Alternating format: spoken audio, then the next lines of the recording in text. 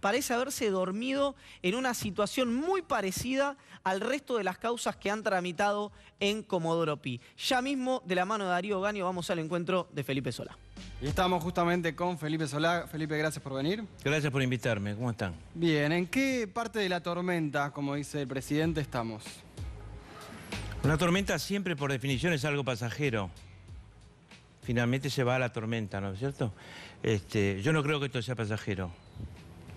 Estamos iniciando el último tercio del gobierno, y yo creo que el último tercio del gobierno, y por varios años más, va a estar signado por los vencimientos, la estrechez absoluta de dólares y digamos, por saber si el gobierno va a seguir con esta locura de financiar la fuga de dólares todos los días, endeudando más a los argentinos, 200 millones, 300 millones, 800 millones, 500 millones.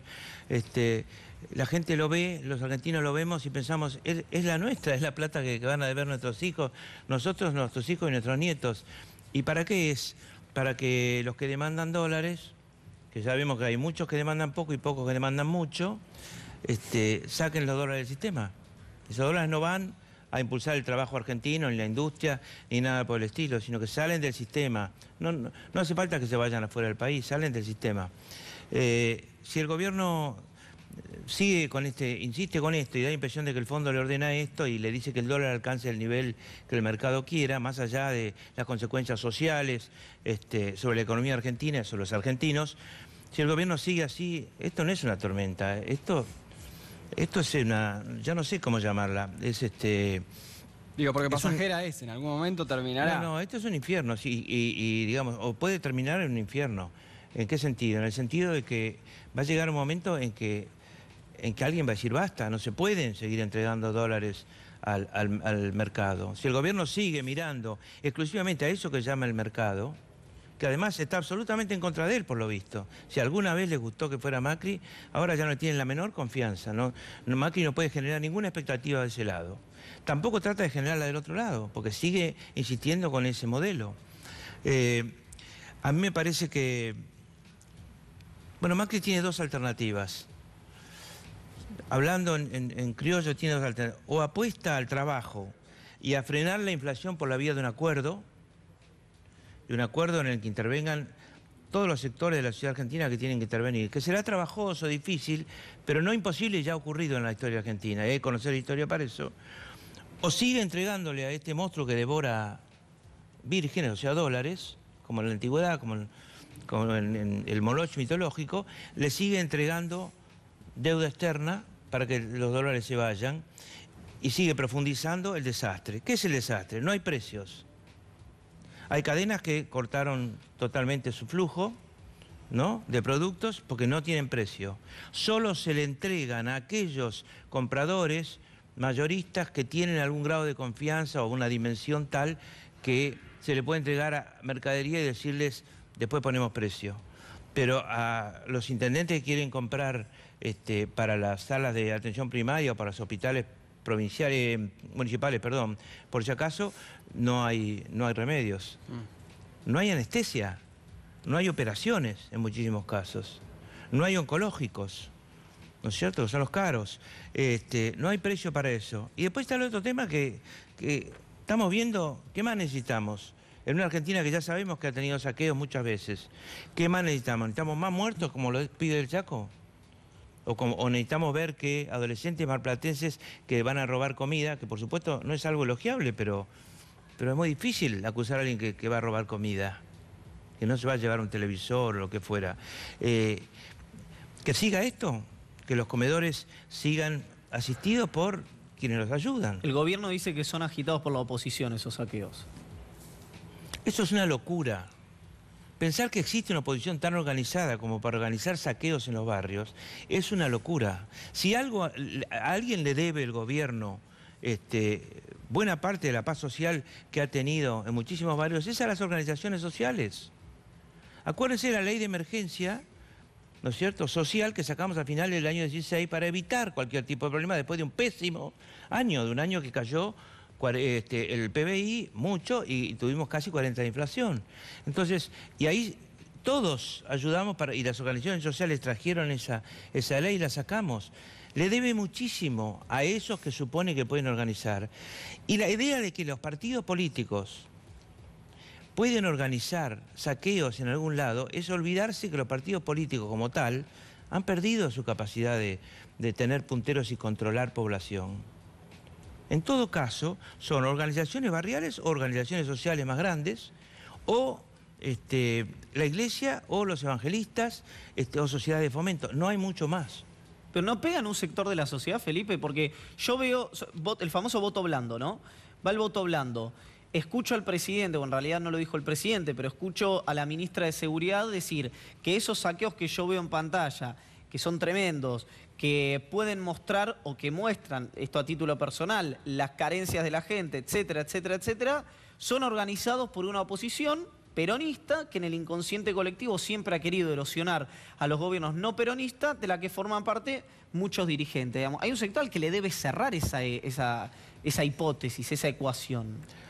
¿Cómo lo contrarrestás? Dos o tres cosas sobre eso. En primer lugar, la acción de dos personas, Iván y yo en la calle dentro de un rato, haciendo cualquier cosa, desde un sketch o asaltando un kiosco o lo que fuera, siempre es organizada. Sí, claro. Dos personas ya están organizadas entre dos. Por lo tanto, decir que es organizada es... Por supuesto que si vamos 5 a saquear algo, lo conversamos antes. Entonces no quiere decir que hay una gran organización, quiere decir que es organizada. No existe la espontaneidad, existe el ambiente necesario, no la espontaneidad. Ahora, segundo, alguno puede dormir tranquilo, a lo mejor pensando es la oposición golpista. Ahora, la idea de que todos los días tenemos que explicar que no somos golpistas y que hay hambre y que hay desesperación y que no hay salida para una cantidad de familias y que les prometen 250 pesos en septiembre y 250 pesos en diciembre, que son cifras muy anteriores a la hiperdevaluación, ¿no es cierto? Que no alcanzan para nada a los que tienen AUH o a los otros programas sociales. La idea de que se puede ir a dormir tranquilo pensando en eso, la puede tener alguien, no sé, hipermacrista y que cree que en realidad siempre el peronismo es golpista, cuando el peronismo siempre llegó por elecciones y por default de otros gobiernos. Los que llegaron por golpe fueron otros, ¿no es cierto? Fueron para desalojar el peronismo. Entonces decir que el peronismo golpista, francamente, para mí es una etapa de desesperación de los fanáticos. Entra en desesperación porque no puede ser lo que están viendo, no puede ser el desastre de la economía, y entonces dicen esto es golpismo. ¿Quiénes compran dólares? ¿Hay que ser peronista para comprar dólares? No, hay que ser rico para comprar dólares. Hay que ser un banco, una financiera, un grupo, ¿no es cierto? Hay que ser un fondo para comprar promedio de 50 millones de dólares, como son los promedios diarios por persona de miles de un set de miles de compradores. Para llegar al año que viene, ¿el gobierno necesita que el FMI le adelante la plata? Desde el punto de vista financiero sí lo necesita. Ahora, desde el punto de vista de política económica, aferrarse al Fondo Monetario y pensar que va a haber déficit cero, como pretendió Cavallo en los últimos días del 2001, es absolutamente equivocado. Es no conocer la economía argentina ni las demandas. Es no conocer que la política rige la economía también. Y cuando decimos la política, no es la política partidaria. Son las opiniones de aquellos que tienen responsabilidades y pesan, y las opiniones populares. Eso es la política. No los políticos, los senadores, los diputados. Una combinación de muchísima gente que no va a permitir que, digamos, que le cierren totalmente las esperanzas. ¿Ustedes se acuerdan? Porque hace falta repasar. ¿Se acuerdan que hubo un tiempo en que venía la lluvia de inversión y se venía el segundo semestre? Y el gobierno se lo creía cuando lo decía. Después hubo un tiempo que era haciendo lo que hay que hacer. Y en realidad hubo ese pequeño tiempo que no vamos a especificar muy bien, que el gobierno cambió de política económica para ganar las elecciones del 2017. Dio créditos, aflojó la tasa de interés, etcétera. Probó de esa manera que activaba la economía, eso es lo increíble, y se asustó de activar la economía. Ganó las elecciones y enseguida después tiró para atrás. Es decir, la economía que entusiasmaba a la gente es la economía que hay que prohibir. Está entrando en el tercer tercio. La pregunta es, ¿qué ha conseguido? ¿Qué ha conseguido? ¿Por qué insistir en lo mismo? ¿Por qué insistir en lo mismo? Ahora se van a seguir creyendo que es el déficit cero. cuando tenemos un drama, todos los economistas dicen el drama es la cuenta externa, el drama es nuestro balance de dólares, la balanza de pagos. Bueno, ahí, déjame hacer un alto ahí, Felipe, porque el hashtag con el que invitamos a la gente a participar el día de hoy es Oportuncrisis. ¿Por qué? Porque es una oportuncrisis, si me permite la reminiscencia a los Simpson, tanto para la oposición, en términos electorales, por más que ningún opositor esté contento, o prácticamente ninguno de los que yo conozco, por una situación social complicada, no por altruismo a lo mejor, o no solo por benevolencia de esos corazones, sino también porque la herencia que recibís en caso de ganar es tremenda, sino también una oportuncrisis para el gobierno, porque algunos sostienen que con el dólar a 40 es la misma situación de post-remes que te ordena, te impacta la competitividad, te licúa el gasto y te ayuda en la balanza, digamos, como que ahora sí va a despegar el gobierno después de esta mega devaluación. Bueno, pero eso, ¿ustedes vieron alguna intención del gobierno de convocar un acuerdo social para que el 40% no se traslade a precios como se va a trasladar si no hacen nada?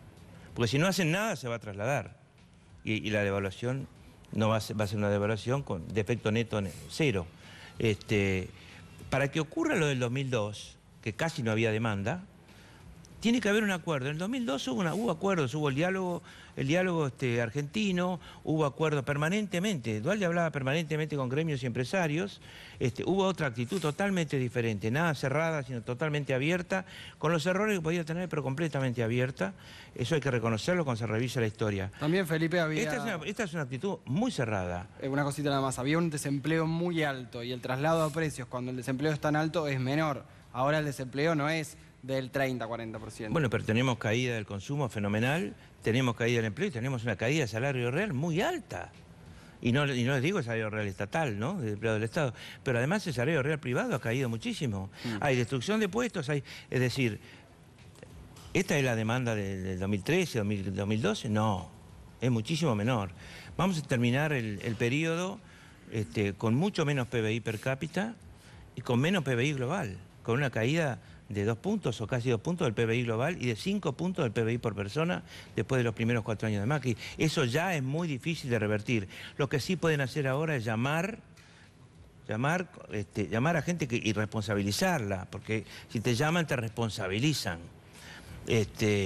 Llamen a quien llamen, pero que llamen a los sectores sociales y hagan un acuerdo de precios para que estos 40 pesos del dólar no se trasladen a precios exactamente igual. ¿Qué pensás cuando escuchás a una dirigente política la trayectoria yo creo que de la inteligencia, muchas veces, aunque usada para cuestiones extrañas, como la doctora Carrió, que dice: a mí me encantan las crisis, me generan adrenalina?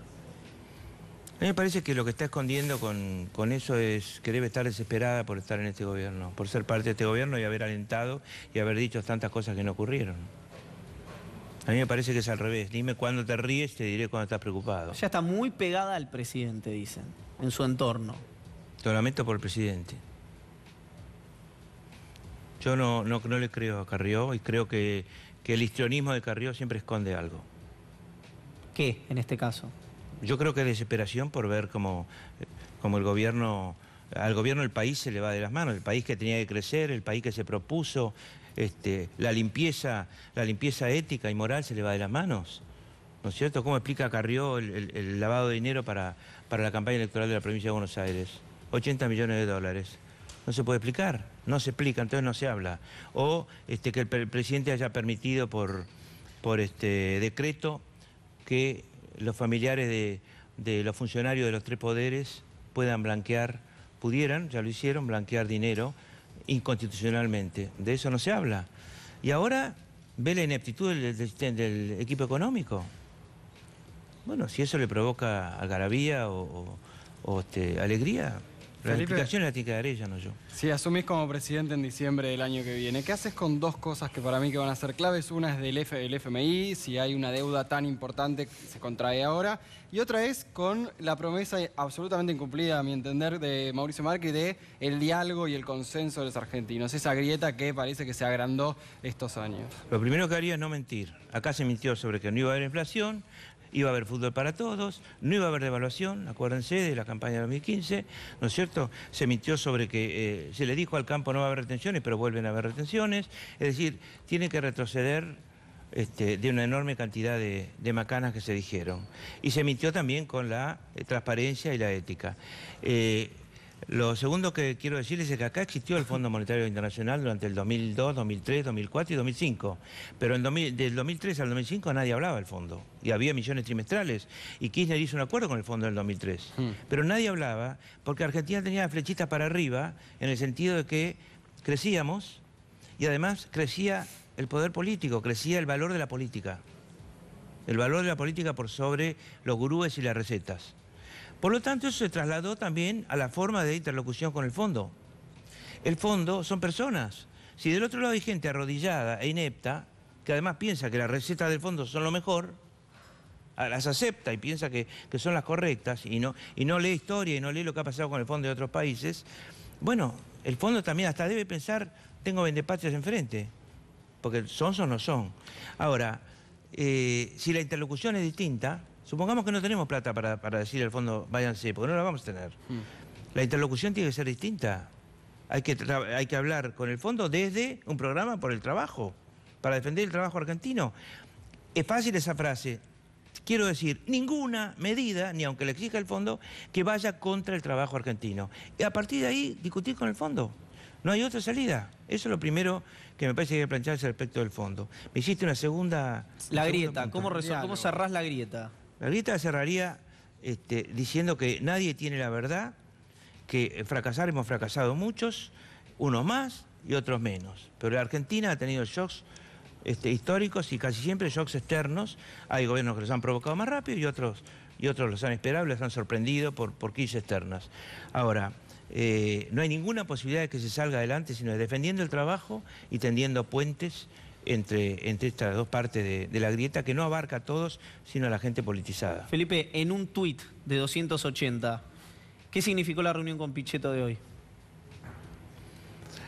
Básicamente, discurrir sobre el futuro, sobre la necesidad de la unidad en el futuro frente a una incertidumbre muy grande y sobre el sinsentido de estar preparando alegremente, no es el caso de Pichetto, pero sí lo he visto en otros, un tercer partido que divida a la oposición en dos. En lugar de empezar a tender puentes también entre los que pensamos que no debe seguir Macri después del 10 de diciembre del 19, siempre,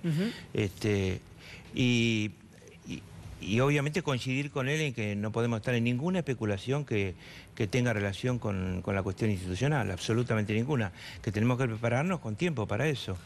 Es una búsqueda de unidad, mi reunión con él, y no fue mala. ¿Te puedo pedir un favor? Sí, claro, por supuesto. Solo si me van a despedir.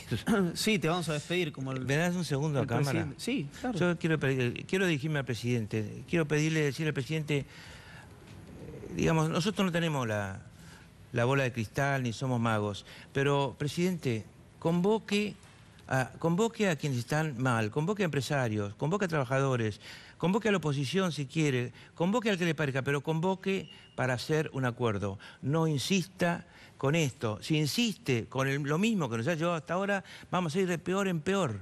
Argentina siempre tuvo salida por el lado del acuerdo. Se puede parar la inflación con un acuerdo. Yo le pido que nos convoque, presidente, nada más que eso. Felipe, gracias, como siempre.